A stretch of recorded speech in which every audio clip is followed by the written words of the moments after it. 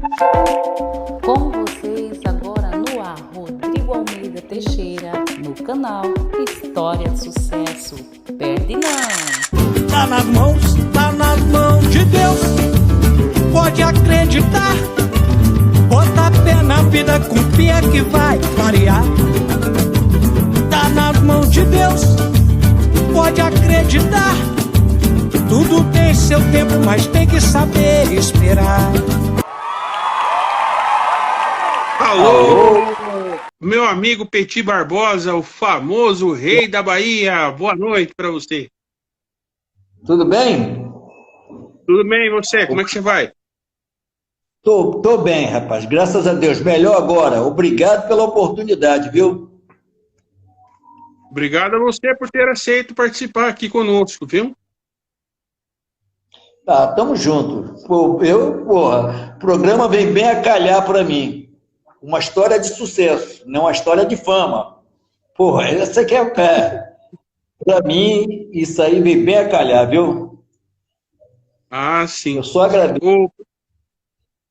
Ô Petit, conta a tua história para nós, então.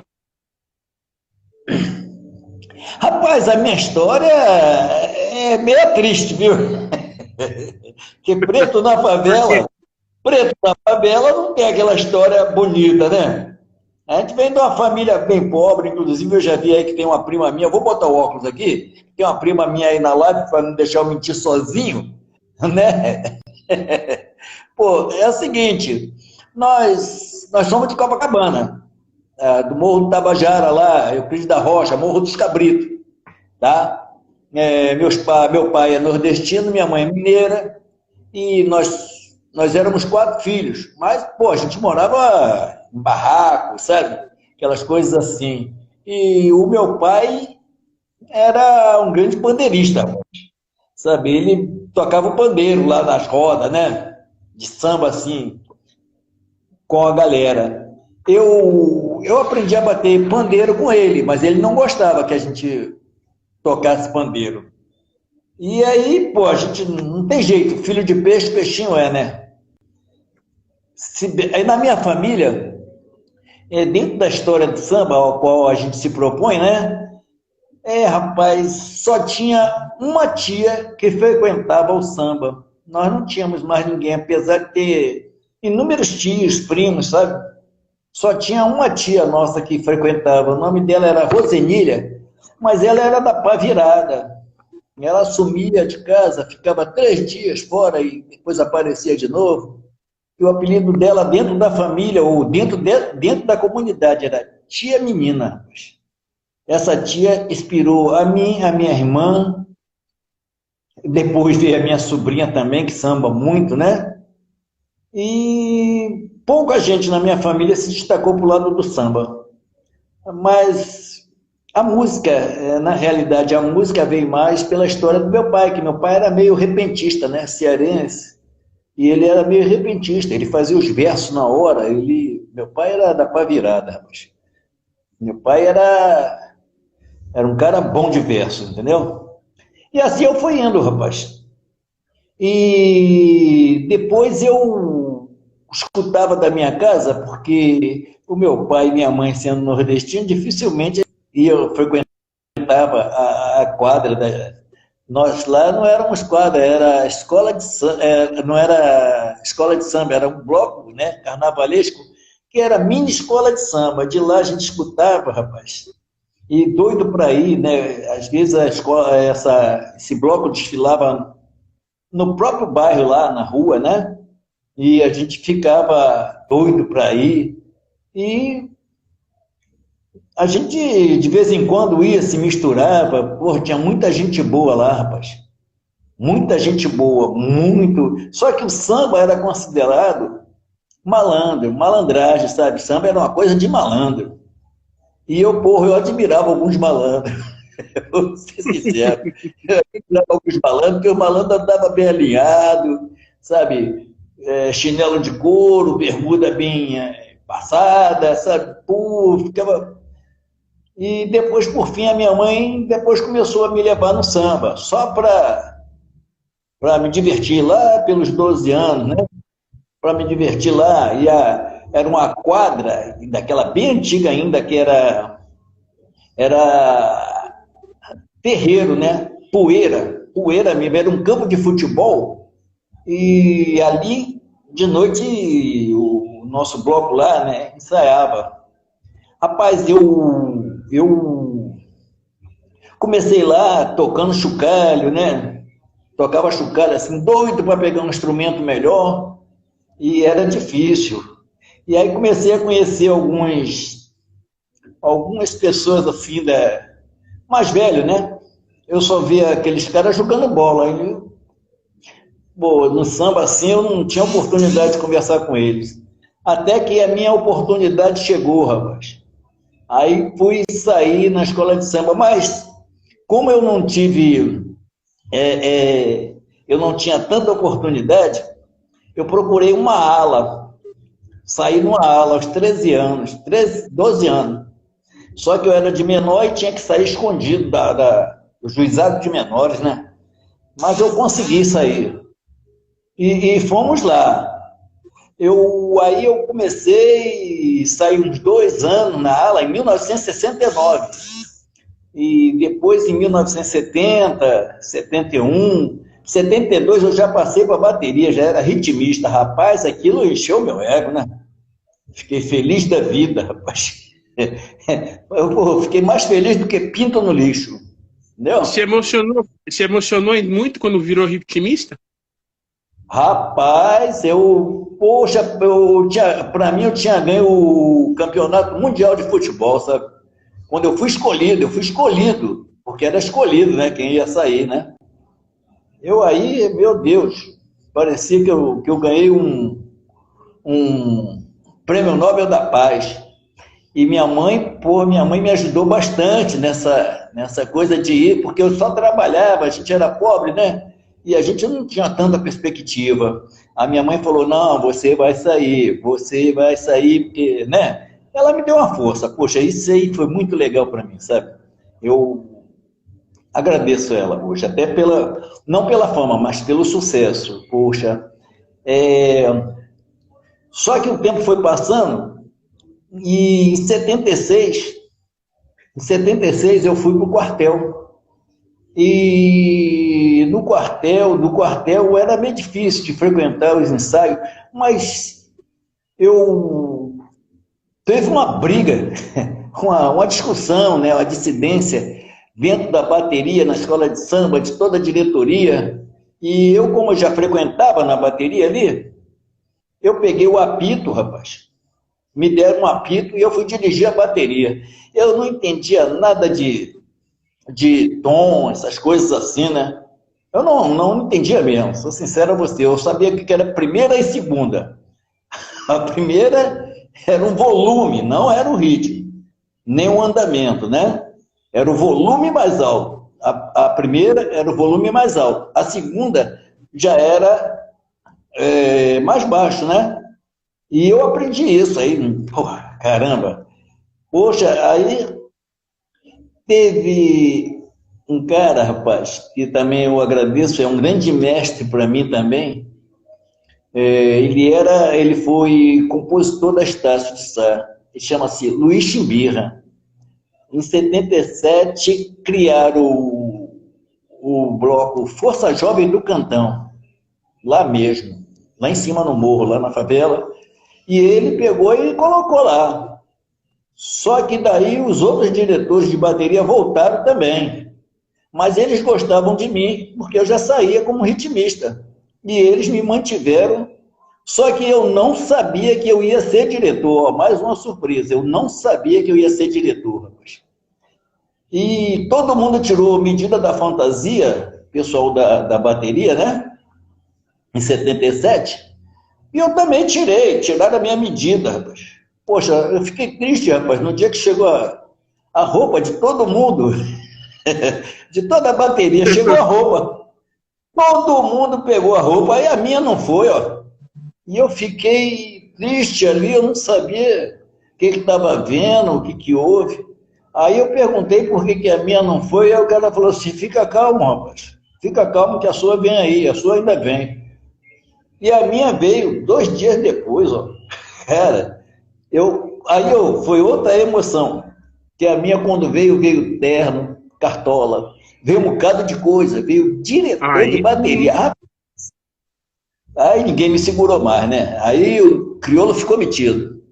Negão ficou todo pachola, né? Aí comecei a sair de diretor de bateria. Mas tinha um Band Mar Fantasia, rapaz. Band Mar Fantasia, que esses blocos, que eram mini escolas de samba, disputavam pelas praias. As fantasias eram de papel crepom. E só foi eu e o meu mestre que me ensinou tudo como dirigir uma bateria. Chamava-se Nelson Marculino. Só foi nós dois. E nós fomos com alguns instrumentos, nós fomos mais ou menos com a base de uns 50 instrumentos para lá. E no dia do desfile, no dia da apresentação, estava cantando um samba e a bateria estava no recuo. E a gente tinha que dar a primeira e a segunda no apito para a bateria, né, ficar coordenada. Rapaz, eu dei a segunda e olhei para ele para o lado, ele tinha esquecido, rapaz. Ele tinha esquecido e eu fiquei assim, subiu aquele calafrio, porque eu dei a segunda e a bateria foi toda comigo. Ele lá do outro lado olhou para mim, bateu o palmo e fez firme, sabe? Rapaz, eu falei, pronto, ganhei. Pô, já era o cara, né? E assim eu fui dentro do samba, né? Levando experiência. Nesse período ainda havia uns festivais de escola, festival de música em escolas, e eu fazia música brincando.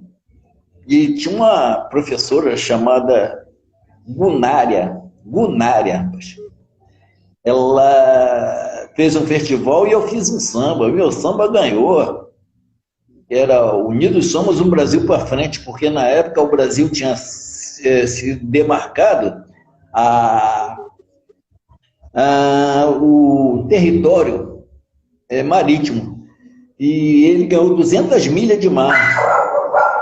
Como ele ganhou 200 milhas de mar, e vi uma música que dizia Unidos Somos um Brasil para Frente, né?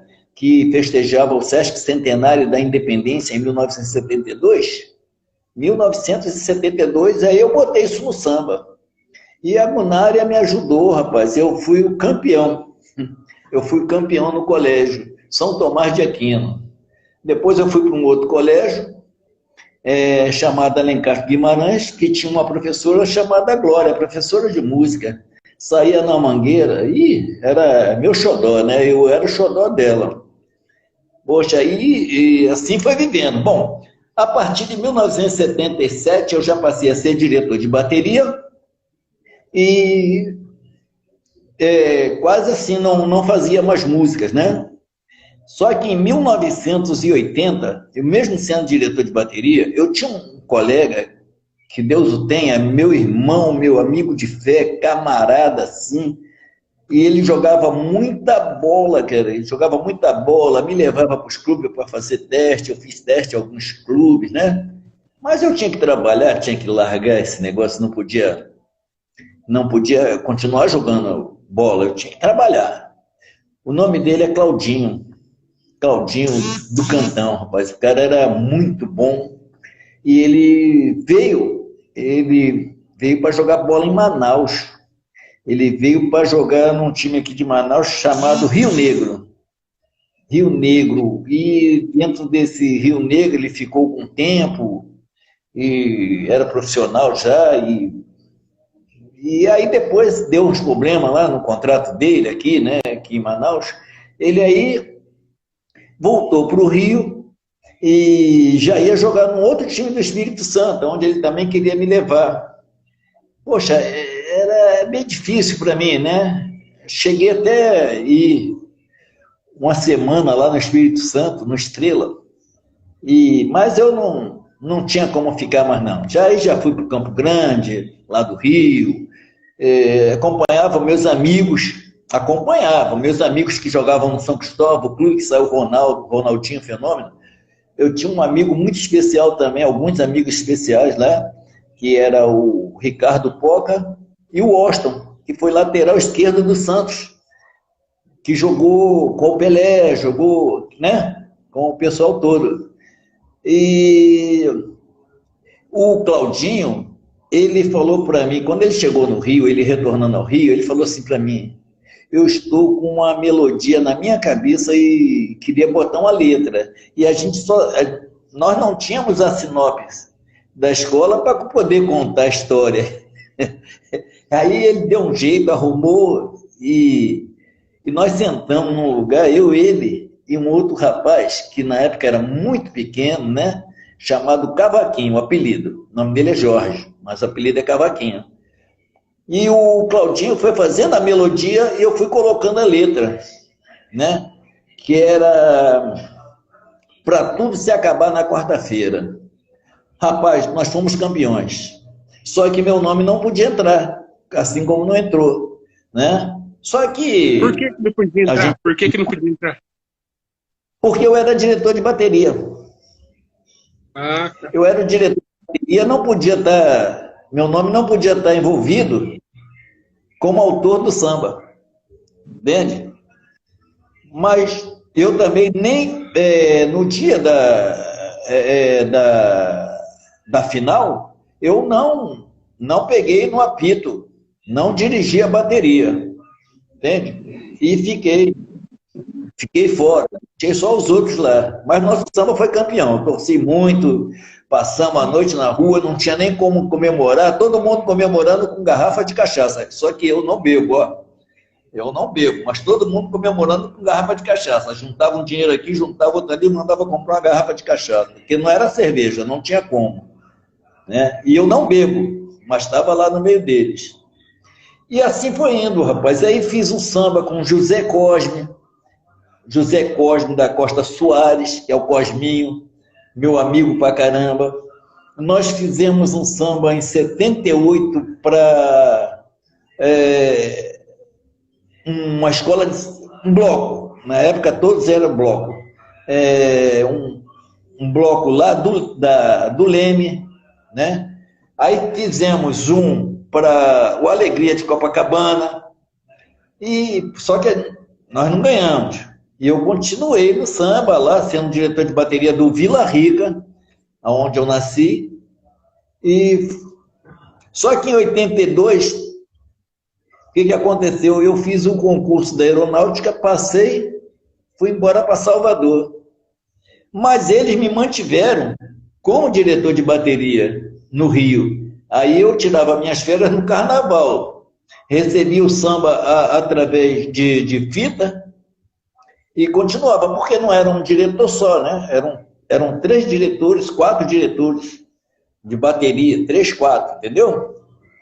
E eu era um deles, eu era o segundo diretor de bateria, o primeiro era Nelson Marculino. Numa dessas, o Nelson Marculino passou mal na avenida e falou que não ia sair. E eu tive que segurar a bateria, porque eu era o segundo diretor de bateria. E eu passei uma vergonha, não. Não foi vergonha, porque eu não sabia, como eu te falei, né? Não sabia nada muito de música, só fazia por fazer. E um desses repórteres foi me entrevistar, eu estava ajeitando a bateria, já no momento de entrada, e um rapaz nosso da bateria falou: ele aqui, para um repórter, ó. Aí o repórter veio me entrevistar e falou: ô, rapaz, como é que está a sua bateria aí? Já está organizada, não sei o quê? E fez várias perguntas. E ele falou para mim assim: a sua bateria vem tocando em que tom? Eu falei: rapaz, eu acho que é no tom e Jerry. Eu falei: ó. Aí eu dei uma desculpa, eu falei: eu estou meio ocupado aqui, você pergunta o outro rapaz ali que ele já vai te informar tudo, entendeu? Eu não tinha noção. Bom, mas na Bahia, eu ganhei uma chance, a Bahia abriu os braços para mim, né? E lá, como eu estava distante de casa, aí eu comecei a conhecer outras pessoas, conheci alguns baianos, muitos baianos, claro, e alguns que eram cariocas e paulistas. E nós nos reunimos para fazer pagode final de semana. Final de semana a gente fazia pagode, rapaz. Só que a gente pagava um espaço para a gente poder tocar. Era dose. E aí, desse lugar, era um centro comunitário, e nós fomos expulsos depois, porque o pessoal da comunidade trocou a diretoria, trocou o pessoal todo, e eles não queriam mais o nosso pagode. Nós fomos para um outro lugar para tocar. Nós fomos para um bar chamado Seu Manuel, lá no Stiep, em Salvador. O Seu Manuel expulsou a gente, rapaz. Expulsou a gente, não teve jeito. Ele disse que não queria aquela coisa lá de batuque. Aí nós fomos para um outro lugar, Jardim dos Namorados, na entrada da Pituba. Jardim dos Namorados, e o Jardim dos Namorados começou a lotar, rapaz. Só que o pagode era de graça, ninguém pagava nada. Né? E aí daí teve um outro, e nós tocamos muito tempo lá, o bar era do coronel da polícia, né? E nós fomos para lá e ele dava um dinheiro para a gente. Só que a gente gastava tudo lá mesmo, né? Ninguém levava dinheiro para casa. O dinheiro que ganhava lá era para gastar mesmo. Eu estava no quartel, não precisava, e a maioria também nem precisava, sabe? Mas para gastar, né, do bolso era melhor gastar o de lá, né? Então, rapaz, surgiu um outro bar, na Pituba mesmo, que contratou a gente, ó. Aí chamava Perdido na Noite. Rapaz, esse bar, ele lotou assim, de uma tal maneira que foi dose, ninguém segurava e dava muita gente, e o pessoal de Salvador começou a frequentar, e nós tivemos um padrinho forte nesse período. Quem começou a frequentar sem nos conhecer direito era Nelson Rufino. E ele gostava muito, ele não cantava, ele só ia lá só olhar, só acompanhar, ficar por lá. E ele virou uma espécie de padrinho nosso mais tarde, né? Só que aí, rapaz, deu uma confusão, porque o bar lá do Jardim dos Namorados foi lá e dobrou o cachê para a gente voltar para lá, para a gente voltar para onde a gente estava. E nós voltamos, claro, ganhava mais. Aí então a gente gastava mais, bebia mais, né? Saía mais, namorava mais, pô, ninguém, né? E nós voltamos para lá. Só que daí, depois também, aí começou a frequentar um pessoal que virou muito amigo nosso, que era o pessoal do, rapaz, deixa eu ver o nome, não era Tchan, era antes do Tchan, sabe? Gera Samba. Gera Samba. Gera Samba. O Gera Samba começou, o pessoal do Gera Samba começou a frequentar, e o Austin, Branca de Neve, Macaco, depois foi para um outro grupo que você deve conhecer, o Beto Jamaica estava na tua época, não?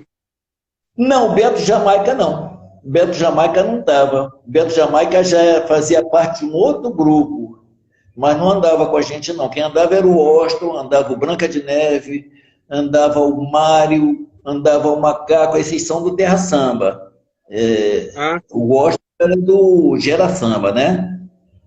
E, rapaz, e aí surgiu, era muito legal, a gente era muito amigo, a gente andava junto. O Lázaro, que foi pastor que faleceu, né? Ali também. Tem um rapaz que é muito bom em Salvador, que se chama-se Lázaro Matumbi. Meu irmão, pô, esse cara tem uma voz esplendorosa, esse cara era nosso amigo aí, eu não acreditava, né? As coisas aconteciam. E não era... Ali a gente estava com fama. A gente estava com fama. E a fama e o sucesso, como eu falei para você, né?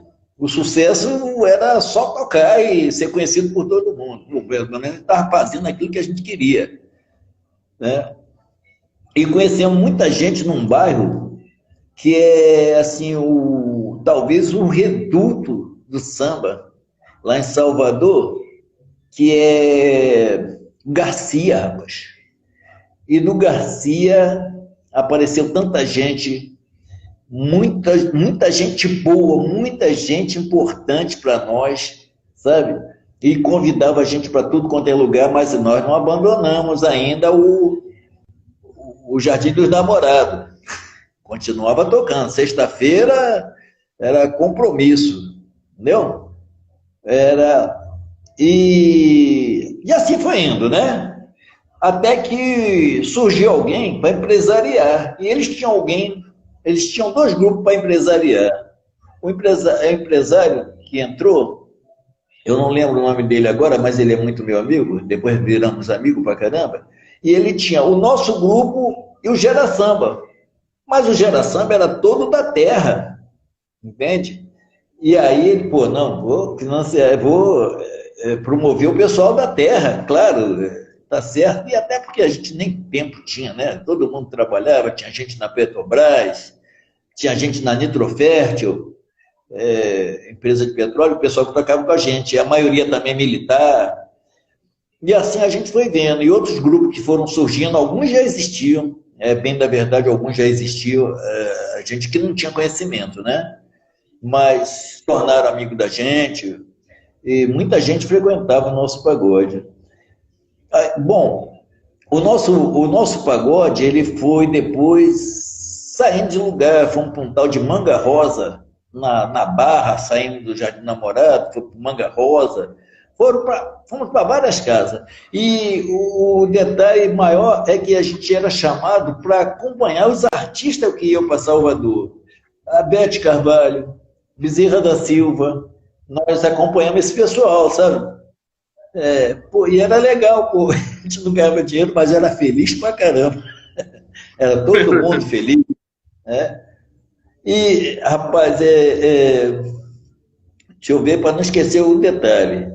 Tinha muita gente boa, nós tínhamos violão 7 cordas, nós tínhamos o Milton, depois integrou o grupo, o Milton tocava com João Nogueira, eram 7 cordas. Tinha o Carlinho, que a gente botou o apelido de Carlinho Cachaça, também tocava 7 cordas também, mas tocava mais 6 cordas por causa do Milton. Esse pessoal fez parte do nosso grupo. E tinham 3 rapazes que apareceram lá, que começaram a integrar. O nosso grupo, ele não tinha um limite, para dizer a verdade. Nós tínhamos lá, eu acho que uns 10 a 12, né, integrantes. Apareceram 3 rapazes que foi interessante. Era o Duda, o Parará e o Rayala. Rapaz, esses caras também se integraram no grupo de uma tal maneira que, assim, a gente virou irmão. Nós viramos irmãos.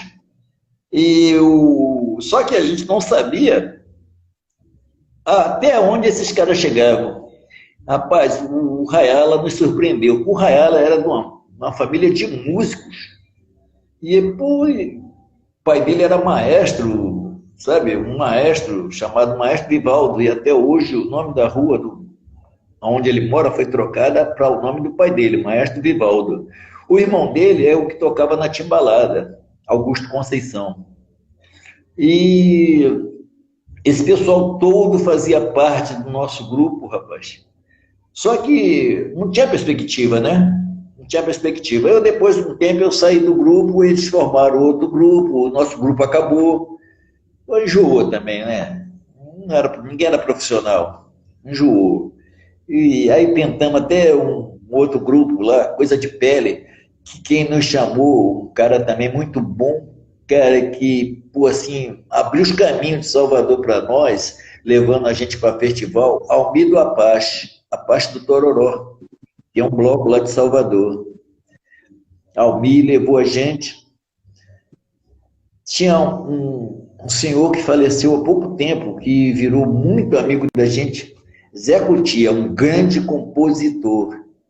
E algumas outras peças que a gente não pode deixar de falar deles de jeito nenhum, tipo Mauro Bené, cara que também sensacional, grande compositor. E assim a gente foi conhecendo Salvador e a gente, o sucesso para a gente era melhor do que a fama, entendeu? Que a gente conhecia todo mundo conhecia a gente, ficava legal, sabe? E depois eu larguei o grupo e só frequentava. Eu e alguns, tipo Paulo Sérgio, Carlinhos Cachaça, Oswaldo, Gelson, Wagner, cada um foi para um lado. Conhecemos um cara muito bom também, que chegou de São Paulo em 86 lá para lá, e só foi fazer música depois, chama Marcos Paulista, cara muito bom de cavaco. Assim, sabe, nós fomos nos misturando, né? Aí conhecemos o Marco Bandolim, por tanta gente, rapaz. E eu comecei a lembrar daqueles tempos que eu fazia composição. E aí comecei a escrever. E escrevia por escrever, mas aí já tinha aprendido algumas coisas. Vou fazer uma pergunta. Quantas composições você tem até hoje?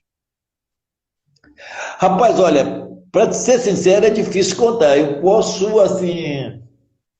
Eu não tenho ideia. Tem mais de 50. Muito mais de 50, sabe? E só que às vezes a gente até esquece da letra do samba que a gente fez. Acredita? Tem um rapaz chamado Lazinho, ele gravou, Lazinho do Banjo, ele gravou uma música minha, que é Traz Dendê, né? Traz Dendê, ele gravou uma música minha. E um dia eu estava junto com ele, nós fomos cantar, eu falei, peraí, Lazinho, como é que é a segunda parte dessa... A música era minha. Aí eu fui perguntar para ele, como é que é a segunda parte dessa música mesmo? Porque eu não lembro mais. E aí ele me mostrou. E lá também nós conhecemos uma cantora sensacional que cantava também com todo o pessoal que ia do Rio, Galdo Beco. Galdo Beco cismou não, ela tinha que fazer, rapaz.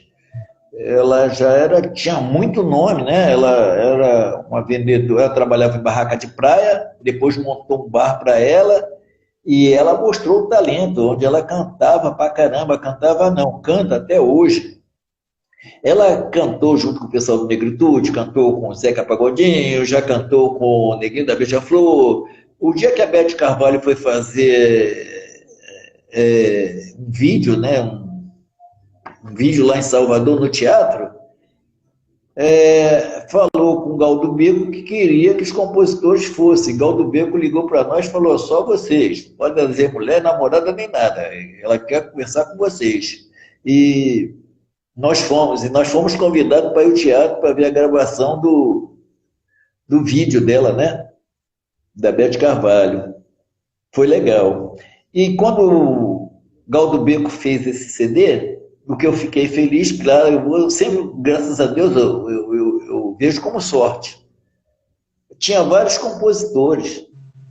Tinha o Mido Apache, que é um grande compositor. Tinha Zé Cutia, Mauro Bené, tinha Marcos Bandolim, tinha Edil Pacheco, Orlando Rangel, e o único que entrou com 3 músicas no CD de Galdo Beco foi eu.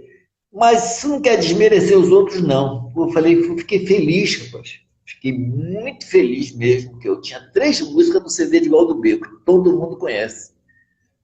Todo mundo de Salvador conhece. As rádios só tocava a música dela, né? Assim, quando tocava as músicas dela, a minha é que ia.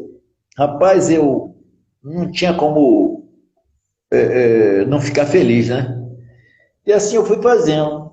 Só que, como eu te falei anteriormente, quando o cara patrocinou lá o Cauadã patrocinou o Gera Samba, que mudou para El Chan, como eu tinha amizade com o Washington, né? O Washington, ele não foi direto, ele tinha outra banda que ele empresariava, era uma banda pequena, o Washington, né? E o Washington viu umas músicas minhas, junto com o pessoal, e pegou minha música e botou naquela outra banda que ele tinha, era o Sarau Mania. O Sarau Mania quem cantava era o André Franzini, e eles gravaram as primeiras músicas minhas, que era Dança do Esquisito, né? Gravou Tremeu, Tremeu, gravou outras, né? Eu Tô Maluco, gravou várias músicas minhas. Só que daí, como o Washington era muito amigo da gente, ele pegou a música e levou pro El Chan, sabe? Aí, rapaz, eu falei, poxa, é sorte, né? A gente está escrevendo, pô, e alguém reconheceu o trabalho da gente. E foi legal quando eu vi assim a primeira vez a música.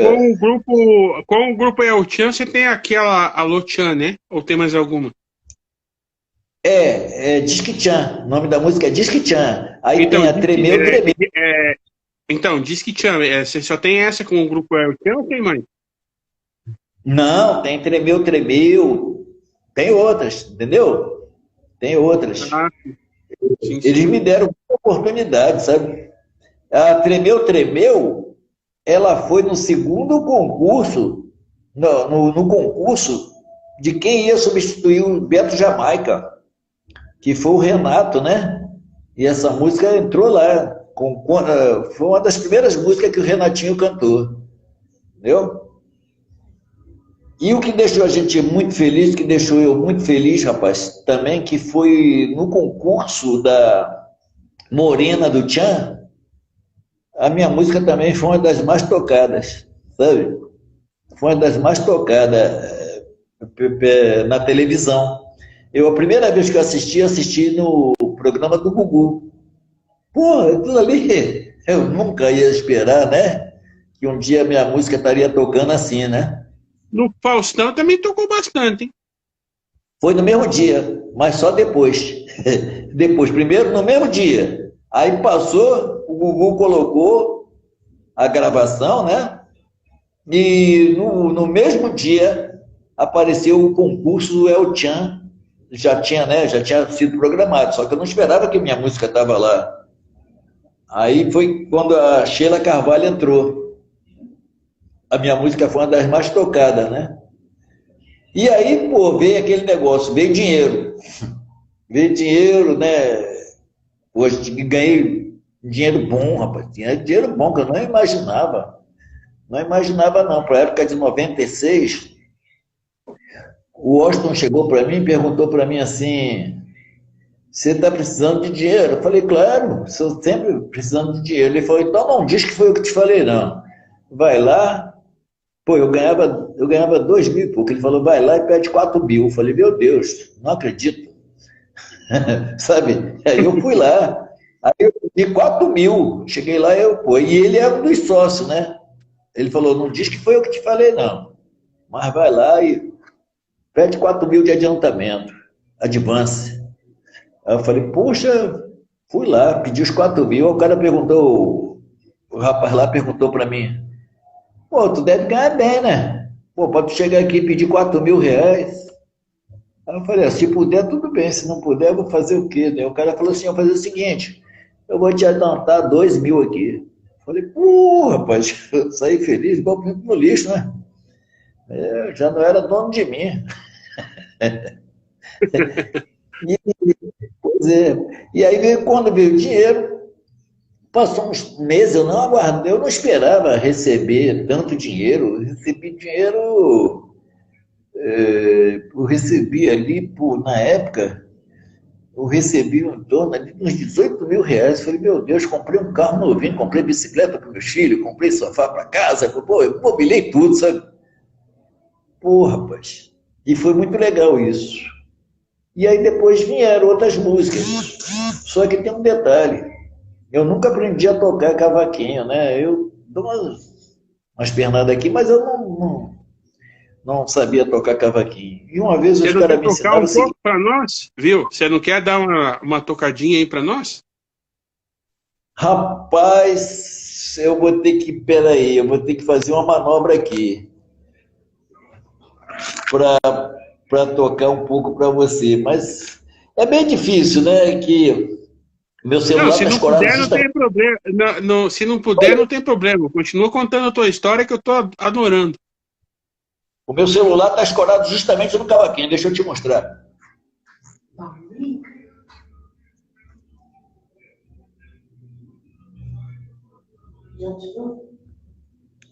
Oi, não. Aqui. Pega aqui. Pega uma coisa que eu vou botar aqui atrás aqui, para eu botar aqui para... Tá justamente escorado no cavaquinho. Mas assim, rapaz, o que aconteceu? Como eu não sabia tocar, quando eu iniciei minha história para você, eu falei que meu pai fazia repente, né? Sim. O meu pai fazia repente e eu não podia ficar para trás, também fazia repente também.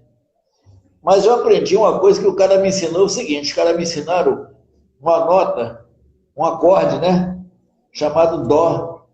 E eles falavam para mim assim, se você pular 2 casas, você dá um tom acima. Eu falei, meu Deus, que bom. Aí aprendi os acordes de Dó, o quadrado.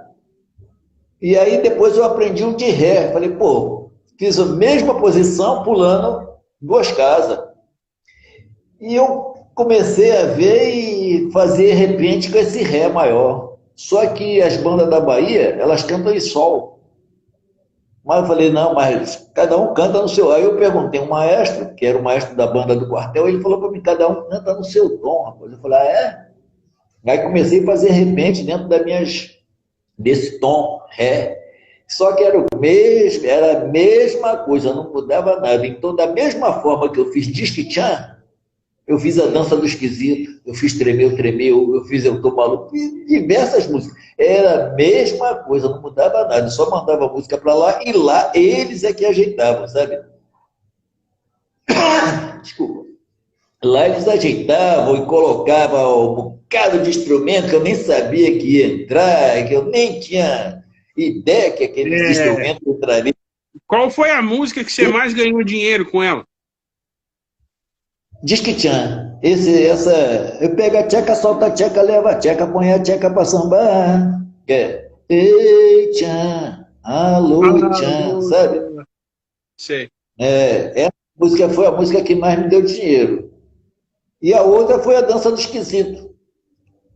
A Dança do Esquisito. A Dança do Esquisito também me deu um dinheiro legal. Quer dizer, eu não ganhei dinheiro, eu ganhei para gastar. O que eu ganhei era para gastar em casa, né? Comprar carro, para complementar o meu orçamento familiar, entendeu? Mas não tinha nada de assim excepcional, de comprar apartamento, até porque para você fazer isso você tem que gravar algumas coisas, né, assim, que toquem muito. Toque assim, caramba, zilhões de vezes, entendeu? Que não é o caso. O El Chan, quando ele trabalhava um CD, ele trabalhava todas as músicas. Era igual os Mamonas Assassinas, né? Trabalhavam todas as músicas, entendeu?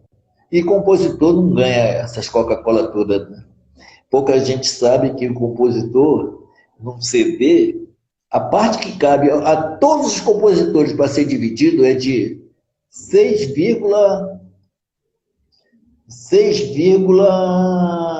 se eu não me engano, 6,4.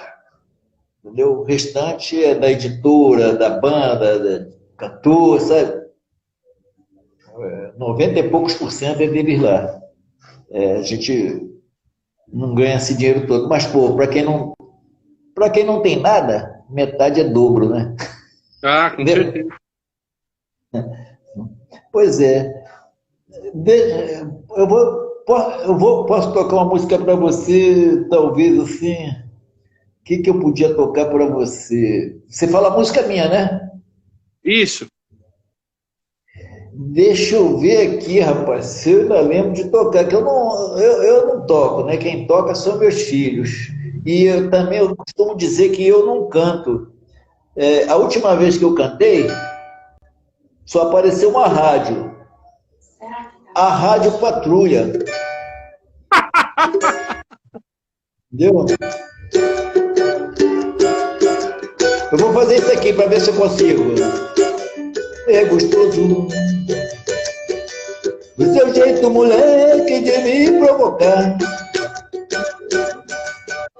E no meio do povo tento disfarçar. Abaixando a cabeça, desvio o olhar. É gostoso Cada vez me tomo me fazem tremer, pois estou preocupado em alguém perceber a paixão que existe entre eu e você. Mesmo assim, um amor proibido ganhou proteção do céu. Entre Satã, Cupido e também Gabriel. Sempre tem sua hora, momento e lugar. Afinal, não podemos deixar a paixão conter a razão. Entre quatro paredes é outra situação, pois as coisas se invertem na hora de amar. É gostoso, é gostoso. Por aí. Maravilha, maravilha, hein, de música. Ô, Petit, agora voltando para tua história, por que sair de Salvador e ir para Manaus? Não entendi?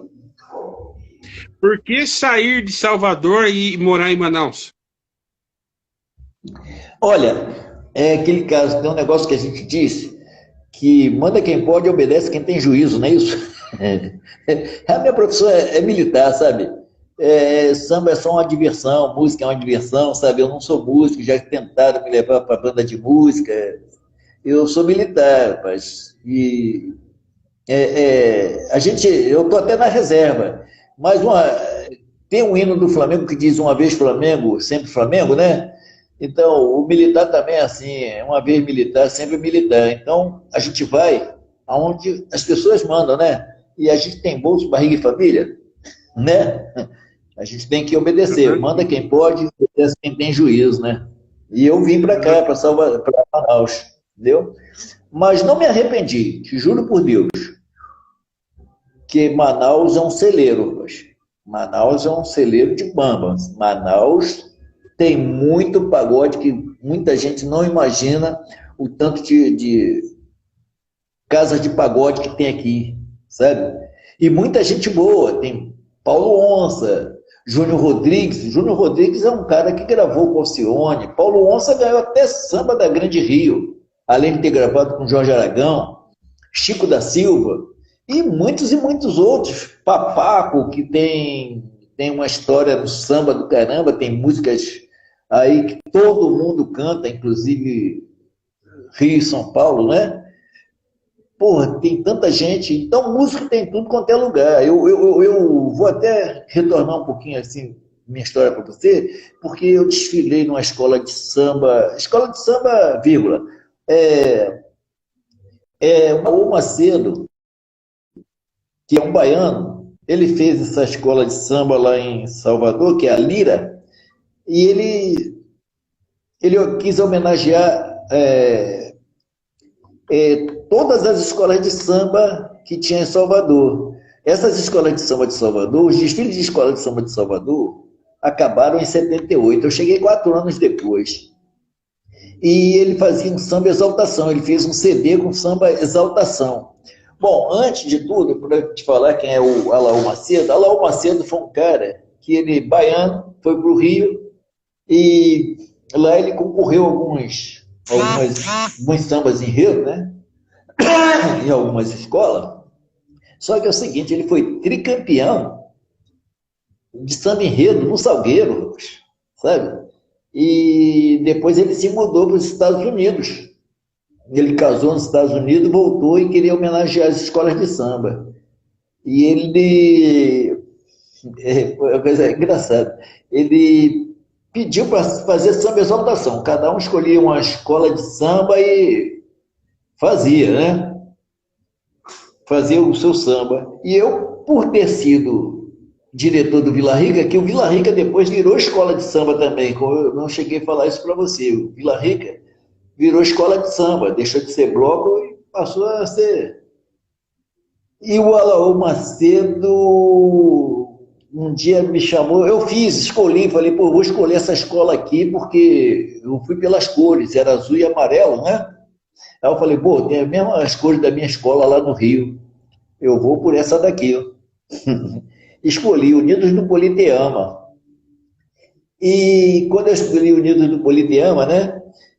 Mas não tinha nem falado com ele. Um amigo meu escutou, que é o Almido Apache, que eu já mencionei aqui, falou assim, olha, tem um cara aqui que tem um samba para levar lá.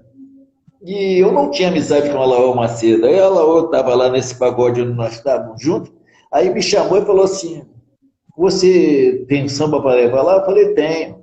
Aí ele falou, canta samba aí para mim. Aí eu cantei o samba, ele falou assim, tem ensaio hoje, você vai ou não vai lá? Eu falei, rapaz, eu vou, mas eu nem sabia direito onde era.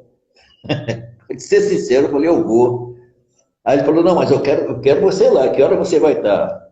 Eu falei, puxa, eu vou chegar lá depois que eu sair daqui, porque ele saiu antes. E quando acabou, eu fui lá cantar. Para ser sincero, não é para falar mal, coitado do rapaz que foi me acompanhar. Ele não conhecia o samba, a gente tinha que ter passado o samba antes. Mas, de qualquer maneira, o samba empolgou. E eram 12 músicas para entrar no CD, e a minha foi escolhida. E o Alaô Macedo, como é compositor, fez uma música também, né? Aí botou 13, que era a música dele.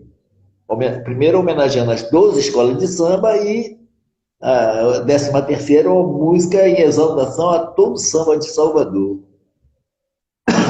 E aí ele me chamou e falou assim, olha, o seu samba vai ser o primeiro a entrar no disco. Eu falei, tudo bem, pô, fiquei feliz e tudo, no CD, né? Só que ele botou o dele primeiro. O dele entrou primeiro. Legal, pô, é o dono da bola, né? Não pode ficar fora do jogo, né? E aí, rapaz, ele perguntou assim para mim, você vai gravar o seu samba? Eu falei, não vou gravar o meu samba não, porque eu não tenho voz, não sei cantar, não vou fazer nada disso. Aí ele falou, escolhe uma pessoa para gravar o seu samba. Aí eu chamei Galdo Beco. Só que eles tiveram um probleminha lá, ele, Galdo Beco, sabe, não sei qual foi. E toda vez que ele ficava me chamando e falava, rapaz, e a gravação, você vai fazer ou não vai? Vai ou não vai? E eu tinha umas amigas, rapaz, que foi outro presente também que eu ganhei, né? Eram 3. Elisete, Elise e Michele Viviane. A Michele é sargento da aeronáutica, acho que agora é suboficial. A Elise estava aqui, pro lado de Tabatinga, divisa da Venezuela com o Brasil, também era militar.